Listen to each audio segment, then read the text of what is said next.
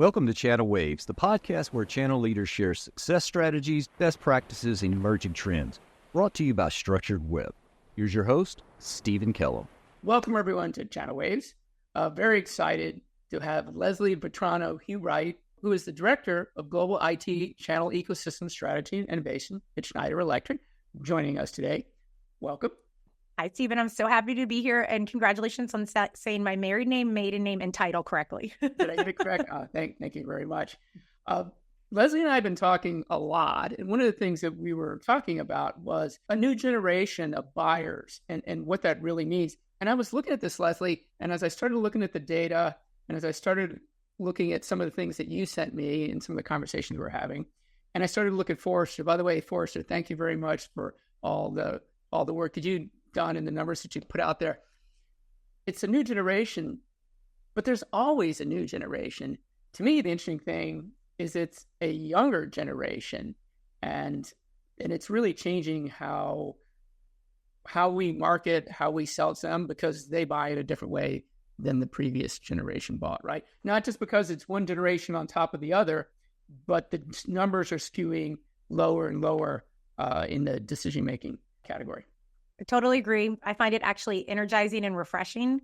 And I think it's been a sense that we've all had as marketers or B2B business strategy people, or even in sales. I think we've been feeling it and possibly seeing it in our customers and our partners. But the fact that now the data's out and it's confirming that the average age of the buyer is younger is good to have the numbers to support the feeling and sensation that we've had.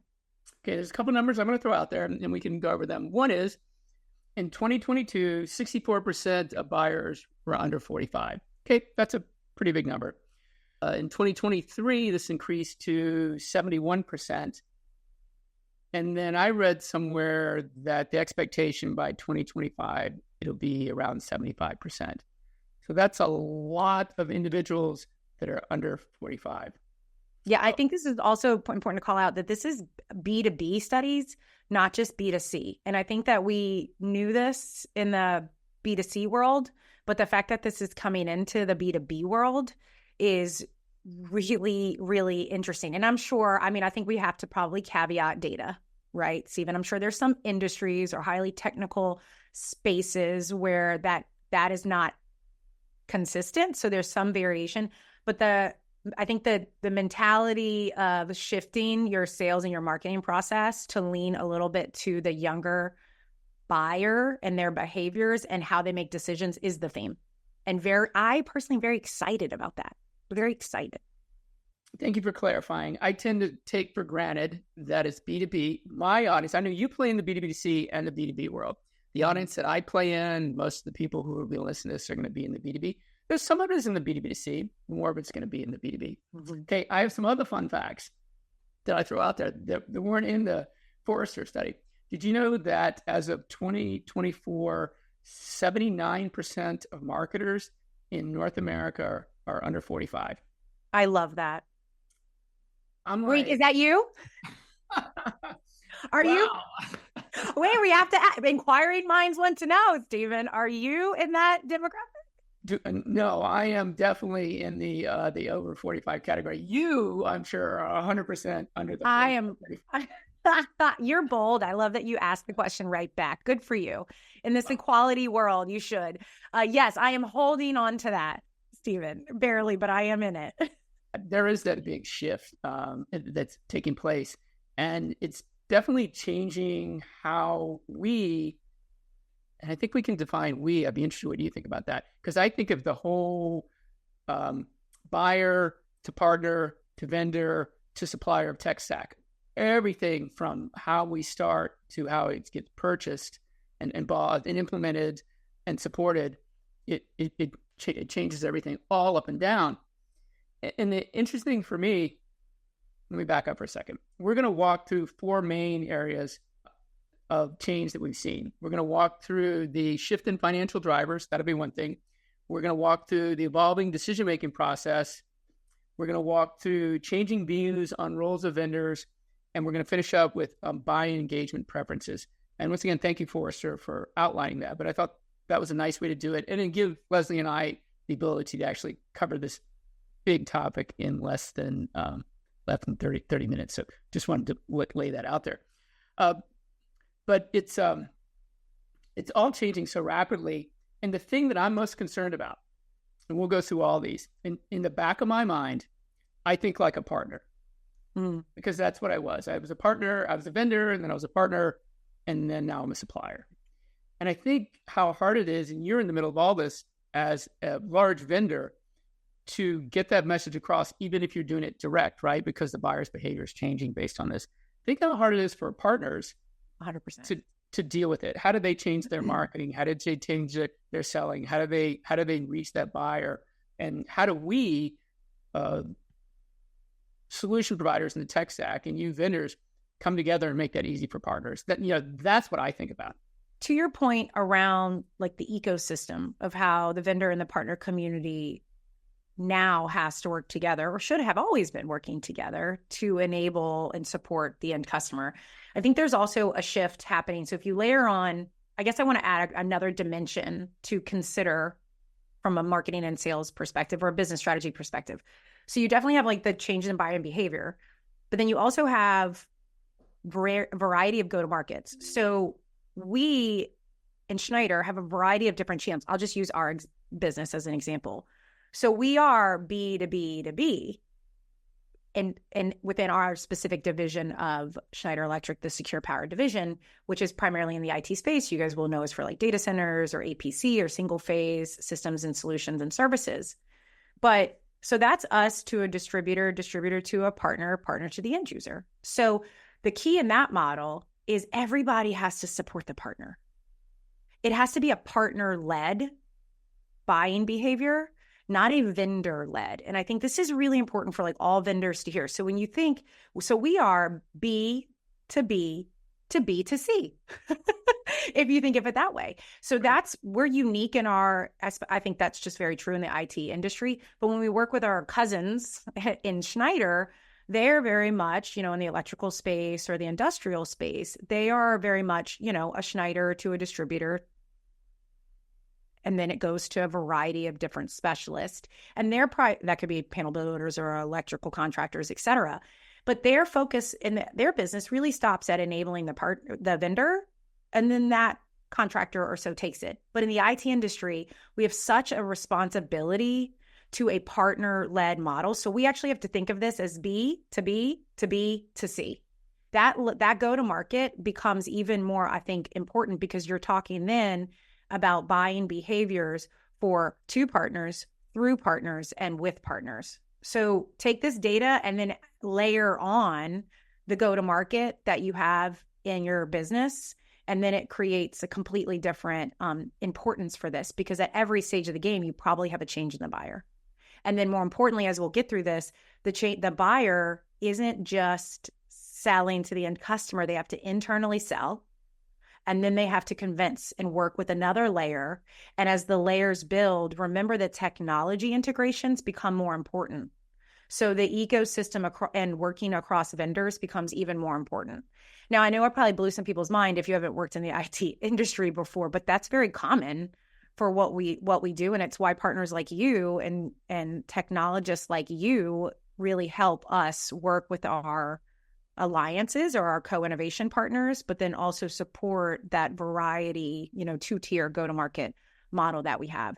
So I think it's become very interesting if you take these facts that we're going to walk through and the way decisions are now being made by buyers, and then you layer on the complexity of a business's go-to-market and the complexity of the technology innovation partners that they have to work with, it becomes even more important that we allow the partner to lead. And then that means that all your marketing and sales become a partner-led model, not a vendor-led model. And that's a shift that winning vendors have made and continue to make to allow the partners to lead, because at the end of the day, they're the point of the sphere, bringing the most value to the end customer. Okay, well, let's talk about these four challenges, these categories, these four categories of challenge that partners are going to face that they need to help themselves and we need to help them. First one was financial drivers. And I thought that was really interesting what you sent me in terms of the generation of over 45 was driven by revenue. and it was driven by new revenue and maintaining existing revenue. So I'm a chief revenue officer. Do you know what I think about every morning? New revenue and maintaining revenue. A number. That number. And since I'm over 45, I don't know if I have a chief revenue officer, even if they're under 45. I'm sorry, that's probably what I'm thinking about. But some of the things we were talking about, what you sent me was you have to look beyond that with that new generation and understand their different languages and their social consciousness, their inclusion consciousness, and speak multiple languages the way that they want to take it in, right? What are your thoughts there? Oh, I mean, I'm so energized about this because, obviously the number is always important. I mean, I don't think, Steven, what I would say to you and your demographic or possibly your role is just because there's more consideration at the table doesn't mean the number is not just as or still important. I think what I loved about the messaging is it's not about just a financial number. It's about a balanced focus. And so this is really near and dear to my heart. I mean, at Schneider Electric, one of the top things and top goals that we have is sustainability for all. I mean, we truly believe that everybody should have access to digital and energy. It's a human right, but not just access, efficient and sustainable digital access and energy. And so sustainability is so important to us. And if you look at some of the data, what you're seeing with the ESG initiative globally, you have many companies, corporations of all sizes now, which is refreshing because it used to just be large enterprises or government regulated industries were stepping forward with some type of ESG goal. Yep. Now you're seeing that even into the small and medium business space, the private sectors or privately owned businesses, the companies are leading with sustainability or ESG goals. So the fact that now the decision-making is not just hooked and landing on the number, the return, the financial impact, that's a little bit more balanced and including things like ESG and sustainability goals or diversity and inclusion goals. Yes, I think that is going to produce a very balanced economy for all of us, but also keep in mind the pain point too, and why I think people need to understand why this is so important. Companies are setting these goals, but we're calling this the action gap. So they're setting goals for 2030 or 2035 or 2050 for their carbon footprint or for their scopes 1, 2, and 3. But the truth is the gap is so severe from when they made those commitments to the progress that they're having now and any action that's being taken. So there's, businesses and companies and corporations and segments that are like paralyzed in this. So they're realizing their vision is right, but their actions are not able to align. Like they're operationally trying to figure this out. And I think if you understand what's happening in the sustainability world space and initiative and ESG as a whole, the companies are now looking for, we got to hit our number and grow, but we have to do it in a sustainable way, which is producing what you're seeing from Forrester is it's not just about the ROI. It's now about growing revenue, retaining revenue, obviously profitable and healthy revenue and margins, but it needs to also have a balance of ESG and DEI consideration. And I think we're all going to be better for it as well. So I feel very strongly and I'm very excited to see that that's showing up as a factual consideration. We could do a podcast on this alone. Is it altruistic or is it economically necessary? Can it be both? It can be both. So to me, it's not a shift from one to the other. It's adding it on to it already. I think that's what you said. You still have to hit the numbers, but you have to do the other things as well too, which you should, right? I can speak personally within Schneider Electric. I mean, not only does the sustainability efforts that and promises that we've made to market made our business more efficient and more responsible, it's also made us differentiated in market. So it absolutely can be a business driver from a efficiency perspective, a differentiation perspective, a preference perspective in market. So absolutely. Same for our partners and our ecosystem of partners. In the end, we're trying to make our partners successful. That's what our goal is, to connect to that buyer. And if they need to understand that, depending on their demographics, here's the interesting thing. We just talked about the demographic change for the for the buyer under 45. The interesting thing, and I don't know if we even have time to go into this, is what does the demographic look like for the actual partner? Because getting a 65-year-old who's been doing something for 40 years to actually understand where this needs to go and what needs to happen is going to be a challenge. And from what I'm hearing from you, and I actually believe this, those who adapt and do it willingly or non-willingly, but they adapt, right? And I think they'll learn to see the benefits, are going to succeed. And I think eventually the ones who don't are not going to make it, right? Yeah. I mean, I'll just quote a partner without saying a name, just on this balanced approach to decision making. In one of our partner summits and partner advisory councils, I specifically asked about sustainability. You know, is it basically fluff, or is it a business driver? Right. And he turned around 2 comments to me that I will never forget. And this is a very large global system integrator who also does resale business and integration business across the IT industry with some services. And so very diverse business and respectable, privately owned, which I thought was very interesting because you see this balanced decision-making possibly coming down. And to dissect this for everybody looking at the data from Forrester, it's not just financial, it's DEI and ESG related. So that's why I'm harping on this. You know, you originally saw this shift happening in publicly traded companies or geographically located companies that had regulations or regulatory strains coming.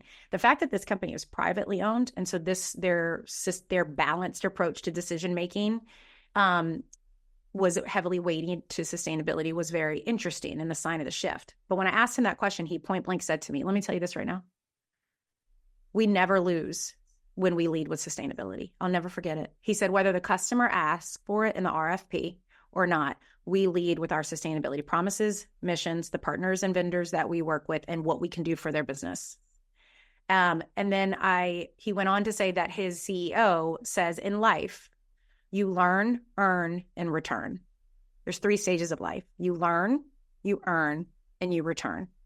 And so the CEO and their business is so mature and established, they believe as an executive team that it's their job now to return back to society. So they have a high level of ESG goals and DE&I initiatives because they just believe it's the right thing to do. So I can tell you, you know, if an end user could hear that from them and hear that mission, you know, if they're off just a little bit in cost, or they're maybe they're a little bit more expensive, you can only imagine how differentiated they're going to be by that type of messaging. And I think that's at the core of this balanced focus, is more of what's front and center for buyers versus just hit a black and white number.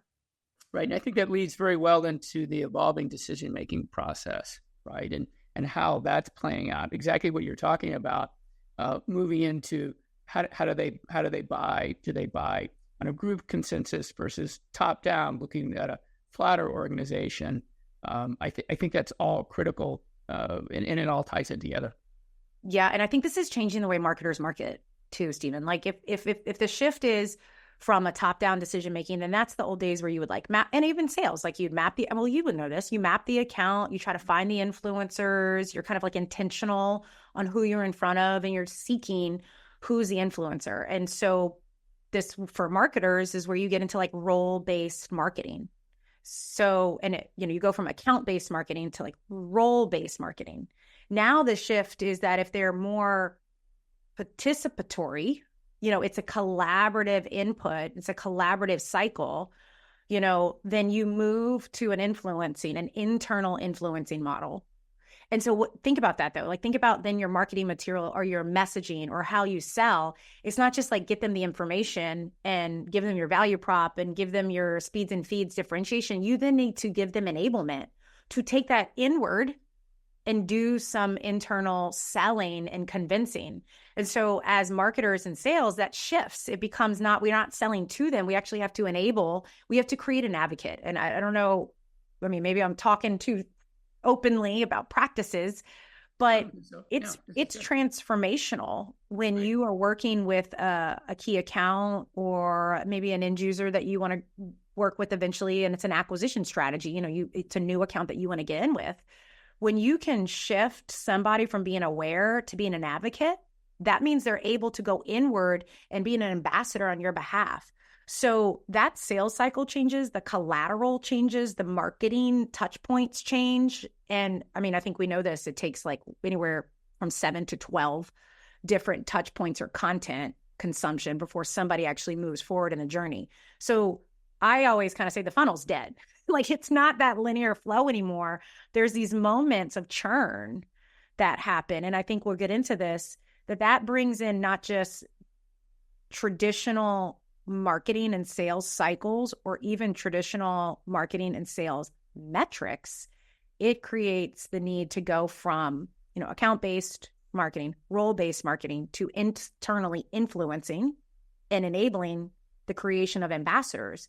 And as a marketer and sales team, we have to identify then, back in the day, Steven, we used to talk about conversion rates along the funnel, right? Now you have to find the signals or the indicators that the account is moving in that direction, because the truth is these group decision-making realities are so much more the day in and day out. So I still think it's the funnel, but the funnel goes like this. Of course you do, because you're the CRO.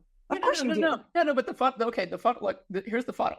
And then you get to the next stage and it goes out like this. That's fair. And it comes back in and it goes down and it goes out and it comes back in. And what do you call that shape then, Steve? I don't know, but it's still a fun. And by the way, not only does it go like this, and then it goes back up. It goes back up. Maybe that's what I meant. Maybe the traditional upside down triangle funnel has changed. It's still a funnel. Here's an interesting point on this thing too. And as you're going through this, and I love this quote, you need to make a hero out of me. I was literally sitting in an on-site sales call with a Fortune 10 company 2 weeks ago, and 3 people in that meeting at that company said, we need to be heroes. Help us be a hero. And for me, that kind of goes into the third one, which is changing roles of a vendor, because that's about removing risk. I'm having conversations in my sales to vendors about how do I mitigate your risk with pricing, with support, with change management, all these sort of things. And I think that really flows into it. How to make a hero, and then what is my role now? And that is the third one, right? Changing view on roles of a vendor. And so now that partner has to make the person who's buying and the team that's buying at the buyer a hero.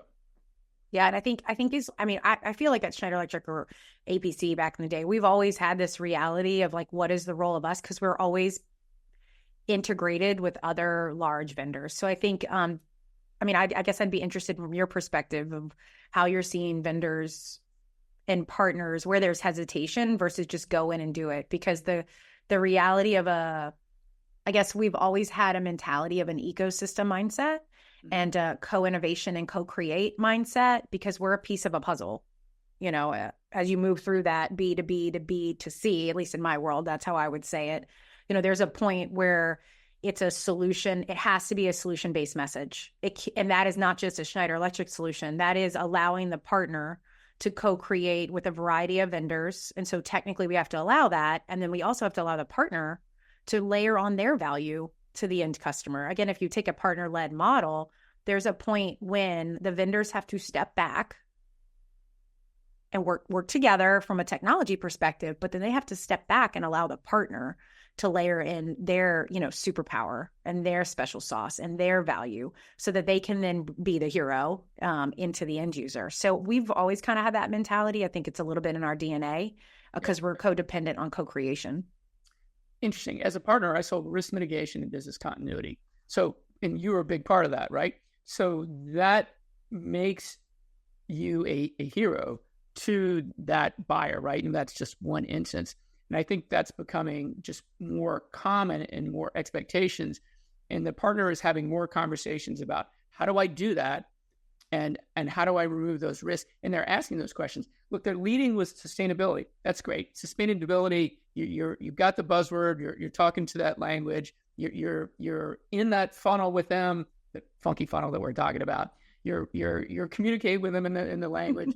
But in the end, once you get past that, you have to remove those risks.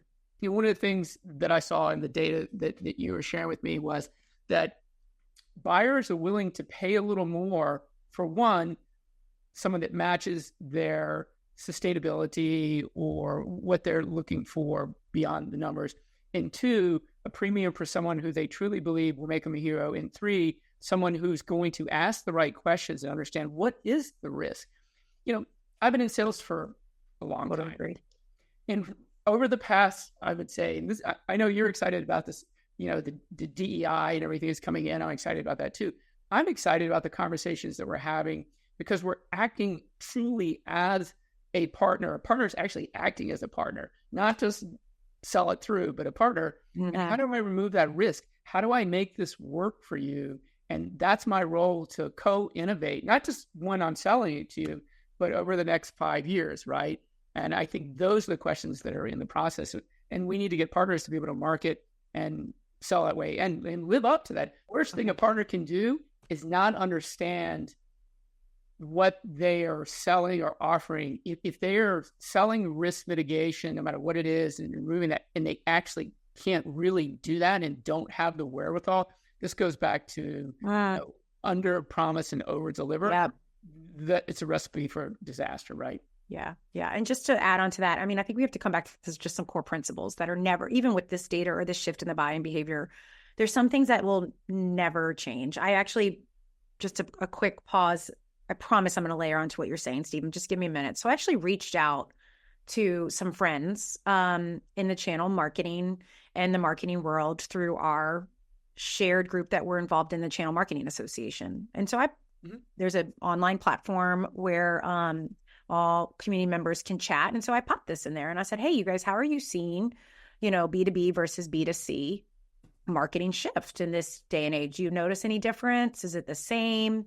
And essentially the sentiment is like exactly what we're saying. The sentiment number one is that, there's more overlap than ever. The two disciplines are not so diverse in nature. And if you're a B2C marketer, you can bring so much value into a B2B world. And if you're a B2B marketer, it's time to lean a little bit more into the B2C practices because there's amazing overlap.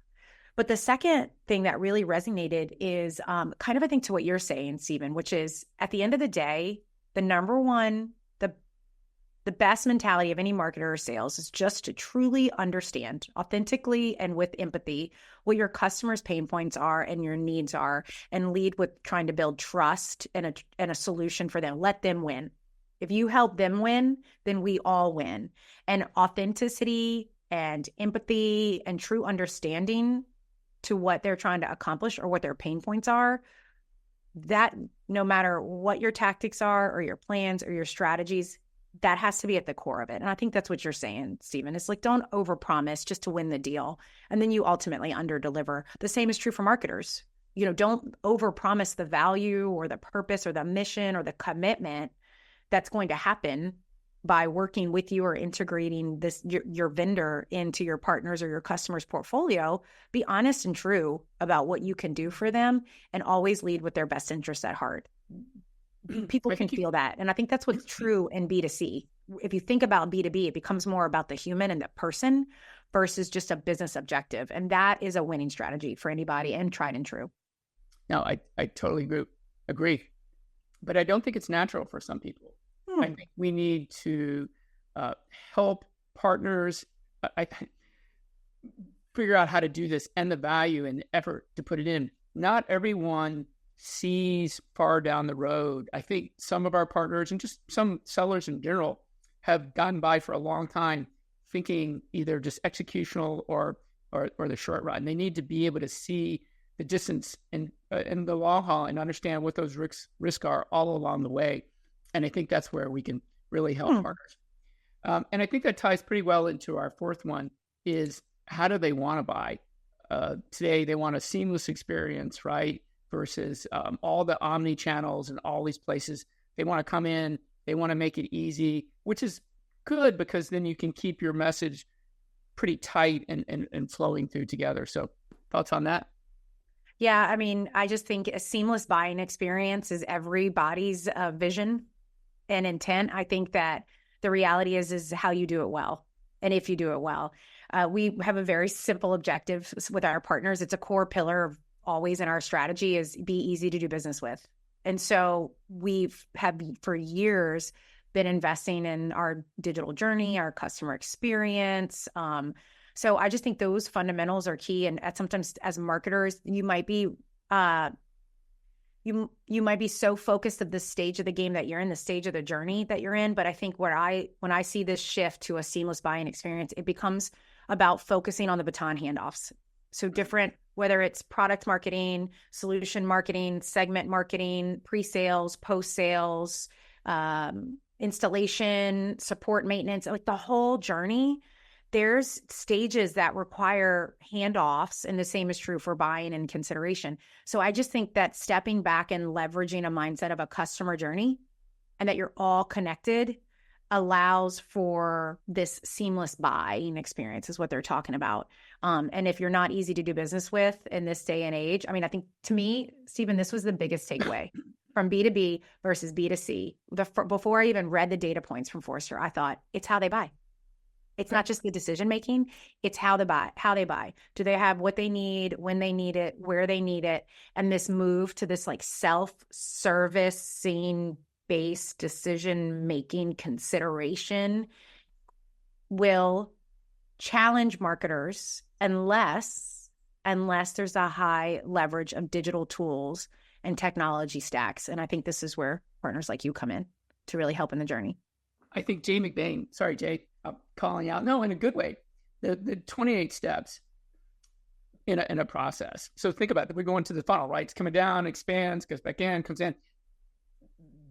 Making a seamless buying experience is not the easiest thing to do in the world. This takes effort and commitment across an entire organization, both from a vendor and from a partner perspective, because each one of those steps, you have to decide and deliver, what do you want that experience to be? And where is it automated and where is it human, and goes back to automation, and where are all those touch points, where are the influencers coming in, right? And are they tied in well? And are they saying what we need them to say to make this successful? What are our relationships with them?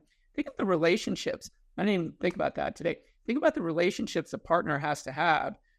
Multiple vendors, multiple partners, and multiple influencers all coming together, and somebody somewhere is running a sales process and trying to pull that all together, and depending on 4 vendors, 4 partners, 4 influencers, all to get a seamless and in-step message to a buyer across a large group of buyers versus one individual.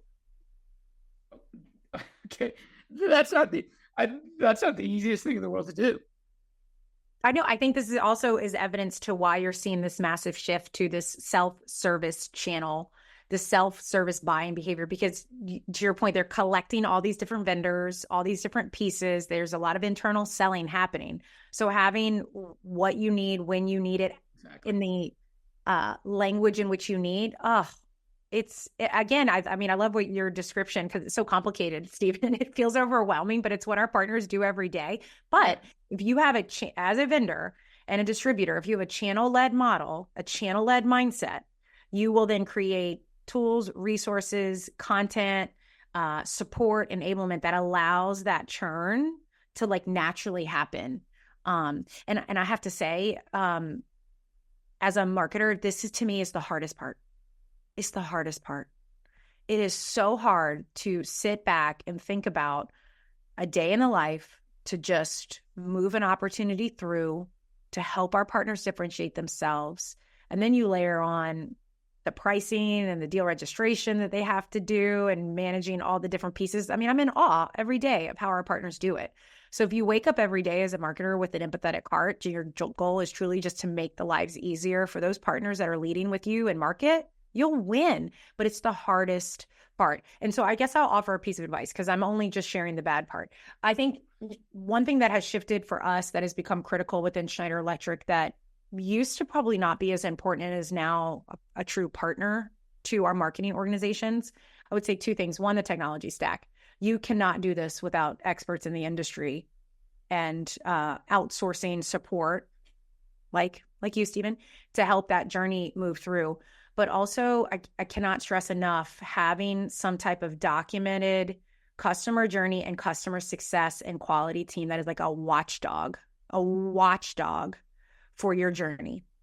So what I mean by that is from consideration and awareness all the way through to, where they're, offer selection. Everybody's a different journey, but offer selection and configuration. Then you go through pricing, and then you go to implementation, and then you go through the life cycle management. We've over time partnered significantly with that entity because there are best practice indicators or customer success or customer satisfaction and partner satisfaction surveys that we religiously do. That, Steven, is a game changer. So as you move, this is probably my one piece of valuable advice to our marketers out there. If you're, taking in these shifts and realizing, okay, what do I do about it? The seamless, on this point in particular, of trying to enable a seamless buying experience, it's not, I think you have to shift your mindset as a marketer and say, it's my job from the very beginning, from just Googling ideas or taking in content from thought leaders and influencers, all the way down to implementation. If as a marketer, you shift and you say, I'm actually responsible for that entire journey and helping move that along, helping move through that stage, then you become partners with some type of, if you don't have it now, customer success, customer quality, customer satisfaction. And I say customer, I mean partners also, partner satisfaction team, so that they are your watchdog for when indicators or signals are moving below satisfaction, and they become ambassadors for your partner community to identify where across the digital experience that things need to change. And this will impact the entire organization, Steven. To do this right, you have to be willing to step into the entire organization, from product marketing to offer to technical teams to configuration teams to pricing teams to partner program teams.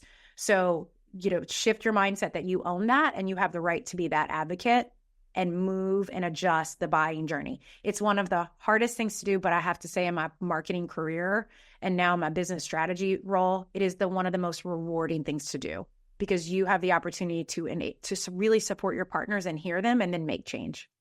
Well, that's a holistic approach that you were talking about, which is a great way to wrap this up. That is not an easy thing to do. I agree with you. That needs to be successful. Here, it goes back to this.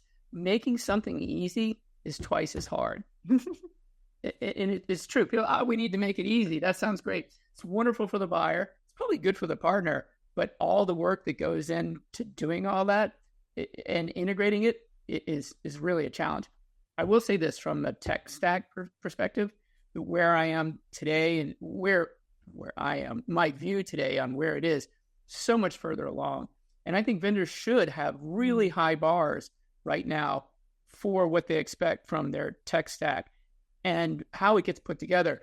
Reagan Wilson at Spur Group, I love her comment because she drills into my head every time we talk, is you got to have programs, you got to have processes, you have to have all that in place, or your tech stack's not going to do any good. You can have the greatest tech stack in the world, but if you don't do everything to support it in the beginning, it's all going to fail. So I believe things are a lot better on that end, which is a good thing, because what we're talking about on that buyer's journey, if you don't have some automation, if you don't have it seamless, if you can't give the partner and the buyer what they need when they need it, actually, I think because some people are doing that really well, it's just going to allow that partner or that buyer to just go somewhere else. 100%. That exists, right? So people are doing it really well. I think this is last in the list because it can be a deal breaker. Yeah, for sure. I mean, if all things are equal, the return, the features and benefits of the offer. I mean, if you are neck to neck with your competition, you absolutely can differentiate yourself with your partners by just making a seamless buying experience. And one thing I would also say, Steven, this probably sounds like daunting to a lot of people. You're never going to get it right. As long as you're in the habit of cycling up. One of my favorite quotes from John Maxwell, leadership author, is the concept of just cycling up. There's no failure. As long as you just incubate, ideate, brainstorm, practice, pilot, test, you never fail. You just cycle up. You just keep cycling up and cycling up. And so it's just a growth mindset of just being 1% better every day. Because if you're doing this type of evaluation and improvement constantly across the whole funnel, our clunky funnel or the journey, you're going to constantly unearth challenges. It's when you don't have challenges that something's wrong. It's because you're not close enough to your customer set or your partner set yet. So you want to unearth the problems and the pain points. And then that creates that cycle up mentality. So it doesn't have to be take it all on at one time. It's just step into that mindset and start unearthing where the issues are or the major pain points are. And then just have a commitment to cycle up. That's all we can do. And that will help our partners and our entire ecosystem be better together. So last question, and we can wrap it up on this. Do you believe the new generation, the younger generation, is better at cycling up or worse at cycling up? Oh, man, I feel like you're asking me to stereotype. Okay. Well, so wait, hold on. Back up for just a second. We just said in the beginning, we already said, 75% or less than 45 years old. If that isn't stereotyping, we've already gone down that path. So you started it. One thing that struck me. No. Forrest has started it with data, and now we're just following through. One thing that struck me, I think this will answer your question, and I'm going to try to actually find the data point here to help with this. So I think the truth is, when we were talking about the decision-making change, where it's more participatory and group, one thing that has come up with the younger buyers, and I think this is a good cautionary tale, with the younger buyers, they are statistically more likely to get stalled out. So there's a churn that's happening, and that can be too much groupthink, right? Too much collaboration, analysis paralysis. This can be trying to believe that in business you need 100% approval. That might not be true. So there is a warning in that group thinking and that group decision making that you will get stalled out. And I do think part of the stall out could be this mindset of failure versus growth. So that can create the stall. So meaning, instead of seeing it as, hey, I'm cycling up, the negative mindset to that is, oh, I'm failing. And yes, I do think with, and I don't think it's an age thing. I just think it's an experience thing or a culture thing in your company, right? That, having a testing, I had somebody say to me, you always want to be the CEO, the chief experiment officer. And if you take that mindset that you're responsible for testing things and failing fast and failing forward, you're always experimenting and trying things. So I don't know if it's an age thing, Steven, or a career experience thing, but statistically, you can get stuck. The buyer can get stuck. And I think it depends on the culture. If it's a high risk averse culture, then yes, it'll be viewed, the buying reality will be viewed as scared and pausing because they're viewing it as a failure versus a cycle up mentality. So I do think that everybody has to be cautious of it. Now, again, though, how you help the hero that you're trying to create in that company work through that, and having the tools or the resources, the pilots, the proof of concepts, right, in order to work through that concern is key in the cycle for sure. What's your opinion on that? Well, I think it's an opportunity because I always think that way, right? I've been an athlete my entire life, and you always cycle up. You have to be an optimist about everything. So I think it's a great point. It's not about the age, it's about experience. And I see that as an opportunity to make them a hero, but you have to listen, you have to pay attention, you have to have some vision involved in it.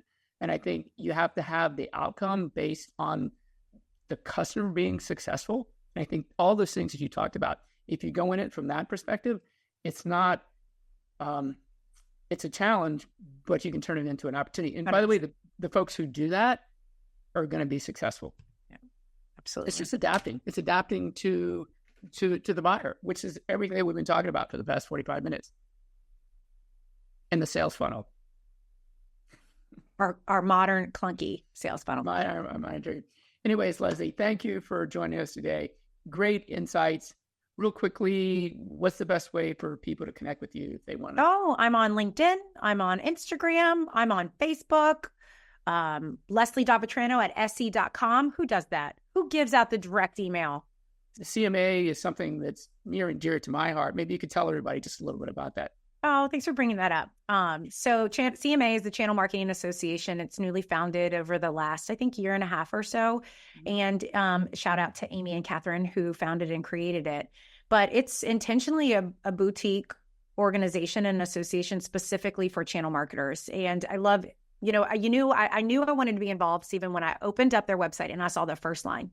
And it said CMA was created out of frustration. I knew exactly what that meant. Essentially, it was created out of frustration because there was no specific targeted association for channel marketers.